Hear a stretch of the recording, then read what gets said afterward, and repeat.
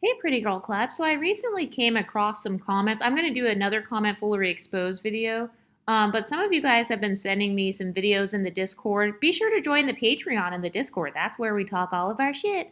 But I saw that some people are saying if you think that a dark-skinned woman is jealous, then you're colorist. And my response to that is that two things can be true at the same time. Just like how there are light-skinned women who are colorist and jealous and racist and whatever, there are also some dark-skinned women who are the same way. A great example of this was the Flo and Amada situation. Both of those ladies were wrong. Both of those ladies did not stay on code. Both of those ladies were being male-centered because in the clips that I saw, they seemed to be fighting over a man or fighting over each other's men or whatever. And one of the main division tactics in the exotical space, it's always going to be the whole light skin versus dark skin thing, because you guys know that this channel includes dark skinned women. You can be a woman who is dark skinned and multiracial, like Amada. And another thing, too, I saw people saying, oh, Amada, she stands in her blackness more because she's dark skinned and like she kind of represents that. Okay, well, I'm sorry to break it to you, but Amada is multiracial. Okay, she's not an unambiguous, monoracial, dark-skinned, black African-American woman. Amada La Negra is clearly multi-generationally mixed. She's clearly multicultural.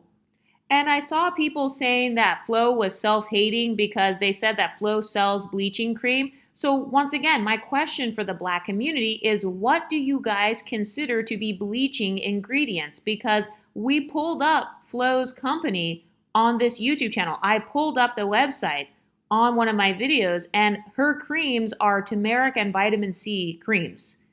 And we have the screenshots proving that. So once again, question that the black empowerment space still can't answer is, what exact ingredients do you guys consider to be bleaching creams? Because if you guys are considering vitamin C and turmeric to be bleaching, then wouldn't that mean that like everybody is a bleacher?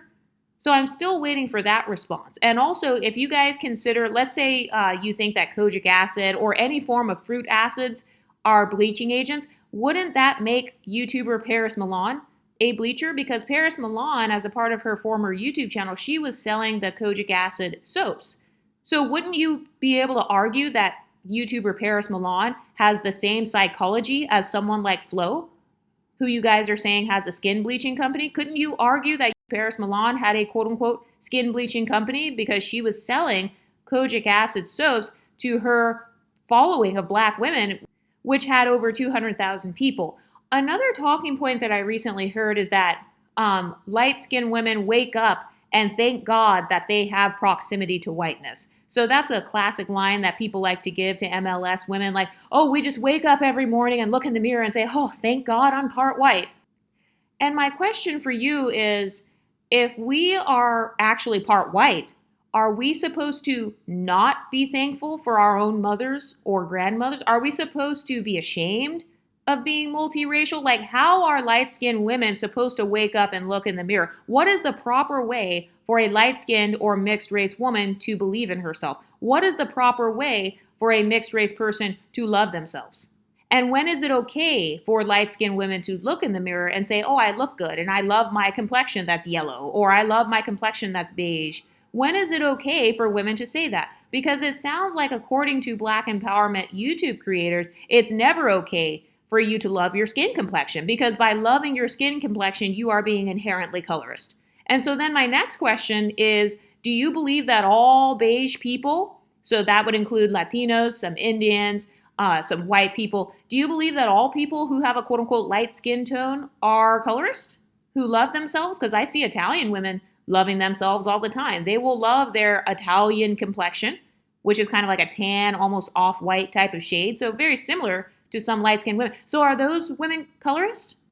Are those people white supremacists? Are they thanking God for their whiteness? Or is it randomly just mixed or light-skinned women who wake up in the morning thanking God for being white? So if you think that a mixed or light-skinned woman just wakes up being a white supremacist, then what do you think of actual white people? What do you think of actual non-black people altogether? Wouldn't that make everybody except for unambiguous dark-skinned people racist, according to your own talking points? Another talking point I've heard some women say is that, one of the main comebacks that light-skinned women will give is, you're just jealous. Okay, your opinions are valid. That's totally fine. But my opinion is that one of the main comebacks against light-skinned people is you're colorist. So just like how you claim light-skinned women deflect from your talking points by calling you jealous, I could make the argument that you deflect from light-skinned women by immediately calling them colorist. Immediately calling mixed race people anti-black or self-hating, or they hate their blackness. So just like how dark-skinned women talk about people kind of using these trigger words like jealous, bitter, angry, etc., well, guess what? A lot of people from the unambiguous community have used trigger words against the quote-unquote privileged black people, like being called colorist, texturist, featurist, self-hating, anti-black, wannabe white, accusing people of wanting to be more ambiguous, or they automatically want to distance themselves from blackness. They're hopping in and out of blackness. So there are all kinds of buzzwords and buzz phrases that the unambiguous community uses against the MLS community as well. And also, here in the exotical space, we keep that same energy. So guess what? If you don't care about exotical's plights, then we don't have to care about your plight. If you don't want to seek understanding of exoticals, we don't have to seek understanding of your spaces. And another question I have for the black female sector on YouTube is, if you truly believe that the majority of MLS people are colorist, racist, texturist, or have superiority complexes, then why would you want us to be a part of your community and to have empathy for you or to stick up for you? Why would you even believe that Flo would stick up for unambiguous dark-skinned women if you truly view Flo as self-hating? Or if you truly view light-skinned women as thinking they're superior? And another thing, too, about that Amada and Flo altercation, I have a question. So I don't know if these shows are staged or not, but my question is, why didn't Shay or any of the other unambiguous, like black women or quote-unquote brown-skinned black women, why didn't they stand up against Flo and then agree with Amara or take Amada's side? Like, hey, Amada's right. Or, Flo, you should be kicked out of this event. Because if somebody's truly mad and truly wants to stand up for pro-blackness, they shouldn't have even invited Flo to the event, right? They shouldn't have let her even sit at the table with them. If Flo is a disgusting, colorist, bleaching racist, then why are they even allowing her? I'm talking about the cast. Why are they still kikiing with Flo on that show? Why are they still friends with Flo? Why are they even talking to Flo? So what does that say about the other women who remained silent and didn't stand up for dark-skinned black women, if you guys truly believe that Flo is like some self-hating colorist? And also, I have another question. For those who watch Love and Hip Hop and all these other shows, why do you watch TV shows or support institutions that perpetuate systematic colorism? If you truly believe that Hollywood and all these other things are colorist, the music industry, etc., then why do you continue to support those industries? Why do you continue to purchase concert tickets to go and see Chris Brown, which we have recorded on this YouTube channel? Why are they still even supporting or listening to the music of these women who talk about being the preference, such as Tyla?